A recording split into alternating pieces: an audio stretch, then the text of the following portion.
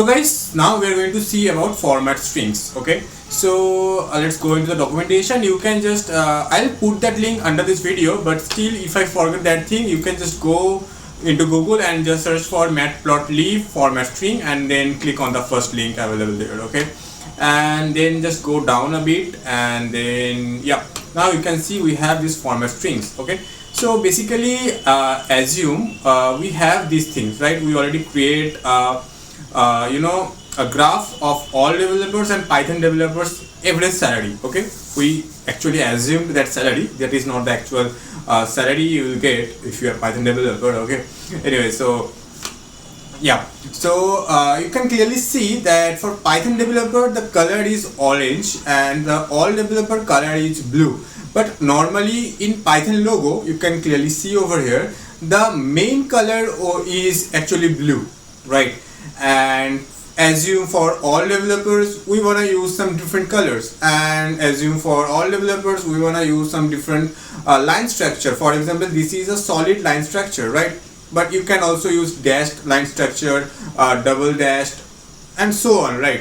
So yeah, in that case we are going to use format strings. Okay, so yeah, let's see. You can see we have markers, then we have line styles, okay, which we are talking about, like a solid line, dash dot line, dotted lines and all. Okay, and then we have some colors.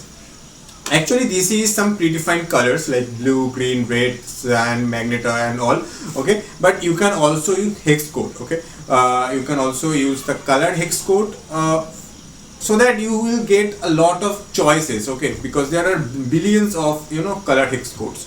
Anyways, so let's do that actually. So I'll just copy this section, paste it over here. So basically these are the all ages for x-axis, then we have all developer average salary for y-axis, then we plot that particular graph, and then we have Python developer average salaries, then we plot the graph for the Python developer salaries. Then we actually label those things, that is because we wanna show the color and all over the top left corner. So yeah, let's do that. Let's change the color of Python. So this is the Python one, and here assume we are going to change the color actually. So before the label and after writing the x-axis and y-axis values, like over here all ages x is the values for x-axis, then Python dev y is the values for y-axis, then we are going to write assume we wanna make it blue, right? So the code of blue is B. Okay, so we are going to just put a single inverted comma and then B. That's it. That it will change the color of the Python developer. But for the first one, it's also in blue color, right? So all developer color is also blue. We want to change that as well. So let's put a comma, and yeah, inside this comma we are going to just write over here. Assume we want to change it to something red or aim. Okay, red. Let's choose the red one, and then assume we are going to use some line styles. So yeah, let's choose this one, dash dot lines. Okay, so for that we are going to just write this hyphen and full stop. Okay, so let's copy and paste it over here. Fine. So if I run it now, you can see all developer color is now red and the line structure is actually dash dot. Okay, and for Python developer it's blue and it is solid because that's by default. But if you just write over here, where is that? Yeah, if you just write over here double dash, it will change it to double dash. Okay, so let's run it. Yeah, now you can see it's also in double dash. Now you can see the Python developer is now changed with double dash and all developers are in dash dot. Okay, but it's kind of complex. But if you if you're doing on a project and you can see this kind of things, yeah, you can clearly understand this is actually format string. But there is another way to write these things. Like if you are writing this code on your own, it will be really difficult to understand later on when you see that code again. Okay, so in that case you can more specify these things, like color is blue, the line style is dash dash, then the marker is this thing and all, right? So to do these things you can just write over here, let's remove this thing, and yeah, color is equals to, and then you can just write the color, that is we choose actually red, so it's R, and then put a comma, and then you can just write over here line style is equals to, and then you just paste that particular line style, that is this thing, dash dot. Okay, and yeah, let's run this code. Okay, there is a syntax error. Well, yeah, after line style we forgot to put a comma, so yeah, let's put that comma and let's run it. Yeah, now you can see it's also showing the similar thing. Okay, so you can now more specify that thing. R is the color, dash dot is the line style. Let's do one more thing. Let's remove. Okay, let's choose only color for Python developer. Color is actually B. Okay, let's run it. Yeah, now you can see this is a solid one. And now let's use the marker over here. Okay, I'll just write over here marker, and that will be equals to, you can clearly see in the documentation we have different markers. For example, for circle marker we have O, right? So just copy this O from here and paste it over here. Fine, so let's run it. Now you can see we have this circle marker, right? And now if you want to make it point marker, you can just change it with point, yeah. Now you can see we have this small circle marker that is actually basically point, yeah. And then we have different kind of marker, you can clearly see over here. And then we have yeah, now let's see how to use color hex code, because you can clearly see we have a very limitation colors over here, B, G, R, C, M, Y, K and W. Okay, but in case if you are going to use some different colors, so in that case you can just use the color hex code. Okay, I'll suggest you use this plugin ColorZilla. Oh yeah, this is the plugin extension actually, ColorZilla for Chrome or any browser. If you are using any browser, I think in every browser this is available.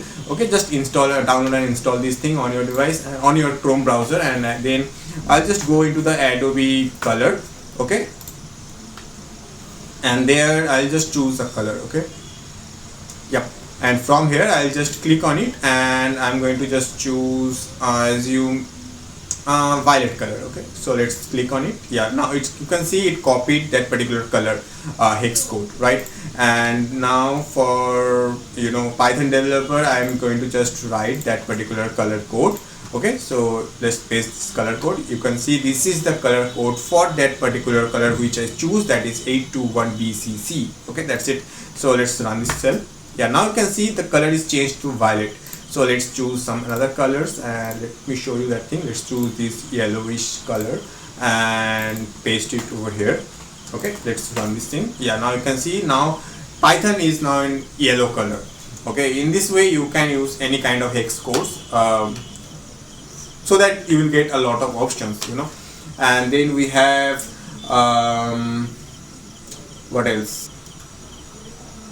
Yeah, so you can clearly see the Python and all developer is merging over here and it's going over here. So it's really difficult to understand these two separate lines because both are in same width. So in case you want to change the width of the line, you can just go into the documentation and let's go up. And yeah, now you can see we have this line width. Okay, so let's use that thing. So for Python, this one, yeah, after assume marker, let's remove this marker. Okay, and here I'll just use line width. That's it, line width. By default it's 1, so the width is actually 1. Let's choose something 3 or something like that. Yeah, now let's run it. So yeah, now you can see the Python developer one has now more width, right? Because we choose 3 over here. Let's choose 10, it will get more width. Okay, yeah, you can see, yeah, in this way you can change the width of the particular line. Let's change it to assume 2. Perfect. And then we have yeah, so you can see it's really difficult to understand at what point these two lines are actually crossing, because you can't really see that particular line, right? So for that you can use the grid system. So after this legend, before the plot shows, okay, you can just add one more line, that is plt.grid, and inside the parenthesis you can just pass true. Okay, that's it. Now let's run it, and now you can see we have these grids, and now you can clearly understand at what point it can actually crossing that particular value. For example, you can see this point, it's crossing the, both are like merging, right? So that means the value of x-axis is 27, because this is the half of this 26 and 28, and the value of y-axis is 40,000. Okay, so at 40,000 both have the same value, like at 26 age. So you can clearly see that at 27, okay, this is the third value, and the value is 40,000 over here for all developer salary, and for Python developer salary it's also 40,000. That means both lines are merging. So yeah, in this way you can clearly see every particular value where they are merging, or where they are actually starting increasing the values or decreasing the values or whatever. Okay, so this is all about this video. Okay.